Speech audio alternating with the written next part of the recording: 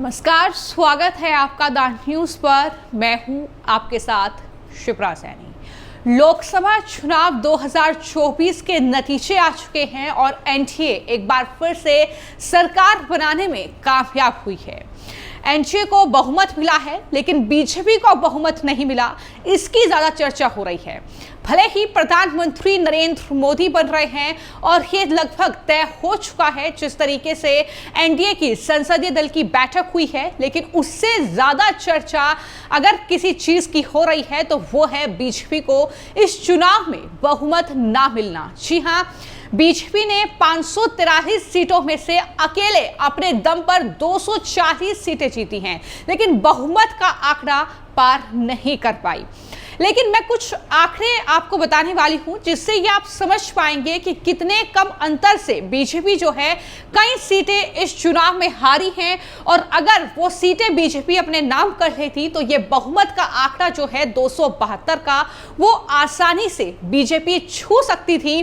कुछ सीटों के आंकड़े हैं जो बीजेपी हारी है और जाहिर तौर पर उसकी चर्चा करना बहुत जरूरी है, क्योंकि लगातार बीजेपी प्रधानमंत्री नरेंद्र मोदी से लेकर तमाम जो नेता हैं वो इस बात का जिक्र कर रहे हैं कि कहां कमी रह गई, कहां पर कसर रह गई, ये आकलन करना, इसका आत्ममंथन करना जरूरी है।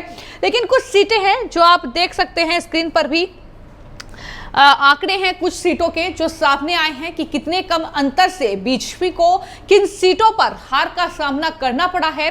तो आप जो स्क्रीन पर देख रहे हैं ये कुल जो सीरियल नंबर से अगर बात की जाए तो कुल 33 सीटें हैं।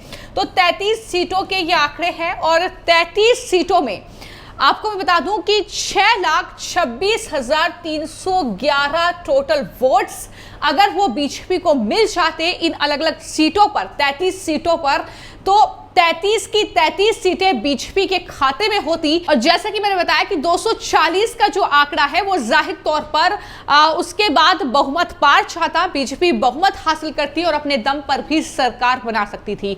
बात करें तो आप देख सकते हैं कि ये कौन सा वो लोकसभा क्षेत्र था, कौन सी वो लोकसभा सीट थी जहां पर बीजेपी को बेहद कम अंतर से हार का सामना करना पड़ा।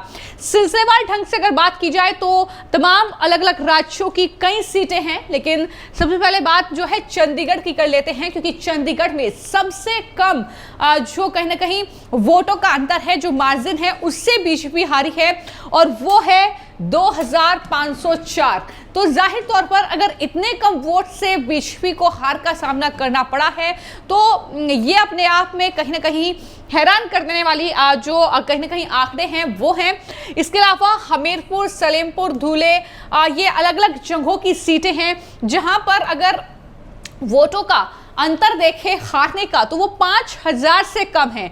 तो इसमें से 3 सीटें उत्तर प्रदेश की है, एक महाराष्ट्र की है, एक चंडीगढ़ की सीट है। तो अपने आप में ही अगर आंकड़ा लगाया जाए तो ये कुल 5 सीटें हैं जहां पर जो मार्जिन है वो 5000 से भी कम रहा है। तो ये 5 सीटें तो आसानी से बीजेपी अपने खाते में कर सकती थी। इसके अलावा अगर बात की जाए तो दमन एंड दीव की सीट है, आरामबाग की सीट है, वेस्ट बंगाल में भीड़, साउथ गोवा, तिरुपति, ऑलना उत्तर प्रदेश की सीट है जहां पर लगातार शुरू से बीजेपी आगे चल रही थी, लेकिन आखिर में आकर पासा बदला और इस तरीके से 15,000 वोट से बीजेपी वहां पर हारी।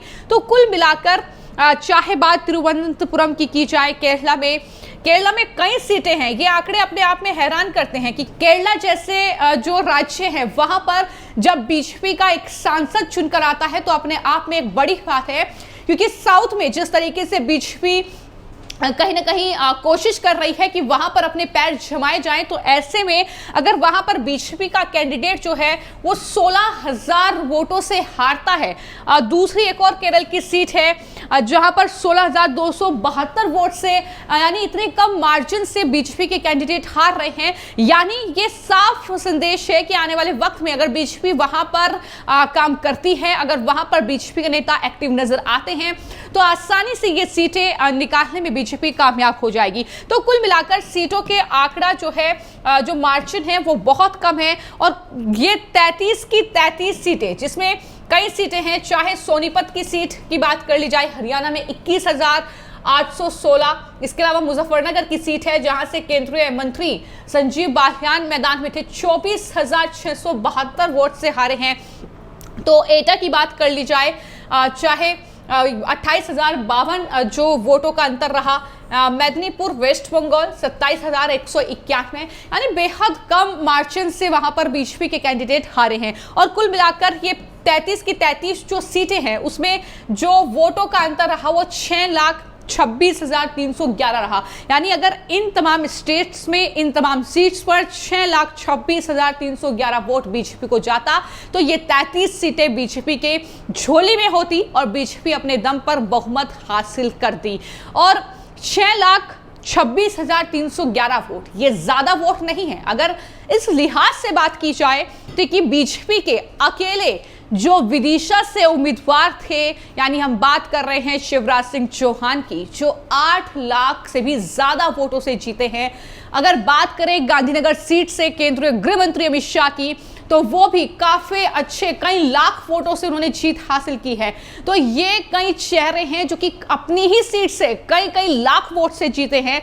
तो कहीं ना कहीं ये वोटों का आंकड़ा अगर उस लिहाज से बात की जाए तो बहुत कम है, लेकिन ये अपने आप में कहीं ना कहीं बताता है कि किस तरीके से बीजेपी ने कुछ सीटें अगर गंवाई हैं तो बहुत कम अंतर से कहीं ना कहीं बीजेपी ने वो सीटें गंवाई हैं। तो जैसा कि मैंने बताया कि कुल 33 सीटें हैं जहां पर जो हर जीत का अंतर है वो बहुत कम रहा है और करीब 6.5 लाख वोटों का अंतर रहा है।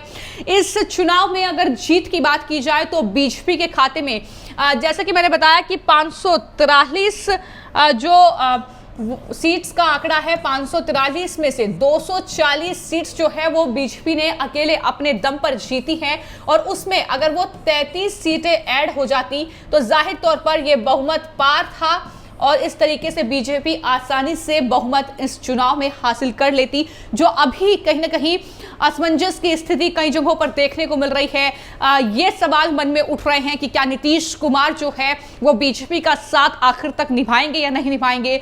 चंद्रबाबू नायडू को लेकर, टीडीपी को लेकर कई असमंजस बना हुआ है। जिस तरीके से खबरें आ रही हैं कि कई मंत्रालय उन्होंने मांगे हैं, जिस तरीके से खबरें आ रही हैं कि लोकसभा स्पीकर का पद उन्हें चाहिए, तो फिर कम से कम ये स्थिति देखने को नहीं मिलती अगर बीजेपी अपने दम पर सरकार बनाती। तो ऐसे में नीतीश चंद्रबाबू नायडू के भरोसे जो है बीजेपी को इस चुनाव में नहीं रहना पड़ता अगर ये 33 सीटें बीजेपी के खाते में चली जाती।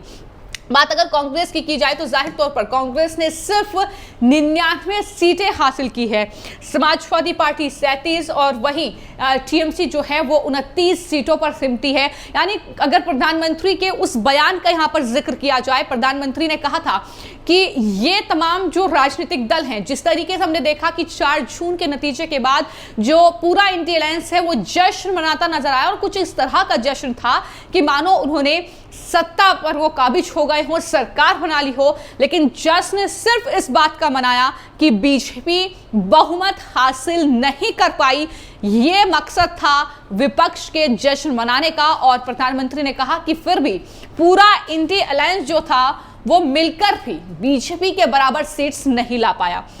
233 सीट जो है वो इंडिया अलायंस को मिली, तो ऐसे में जाहिर तौर पर बीजेपी को उससे ज्यादा सीट मिली है। तो कुल मिलाकर कहीं ना कहीं कई सीटों पर कुछ कमियां रही हैं, जिसके चलते इस तरीके से लगातार जो है आकलन किया जा रहा है। तमाम सीटों पर कितने वोट से हारे हैं कैंडिडेट्स, उसका आकलन हो रहा है। और बीजेपी के लिए तो अपने आप में चिंता कहीं ना कहीं बढ़ाने वाला ये नतीजा है, क्योंकि 2014 और 2019 के बाद ये कहीं ना कहीं 2024 में बीजेपी को अपने दम पर वो सरकार बनाने का मौका नहीं मिला। एनडीए में जो सहयोगी दल हैं उनका साथ चाहिए और साथ भी आखिरी तक चाहिए। तो ऐसे में अपने दम पर वो सरकार नहीं बना पाएंगी। लेकिन अगर ये 33 सीटें जिनका जिक्र मैंने किया, जो मैंने बताया कि किस तरीके से जो अंतर था वो बेहद कम था, और अगर ये 33 सीटें बीजेपी की झोली में चली जाती तो बीजेपी जो है अपने दम पर सरकार बना लेती। तो फिलहाल आपका इस पूरी खबर को लेकर क्या राय है, हमें कमेंट बॉक्स में जरूर लिखें। धन्यवाद।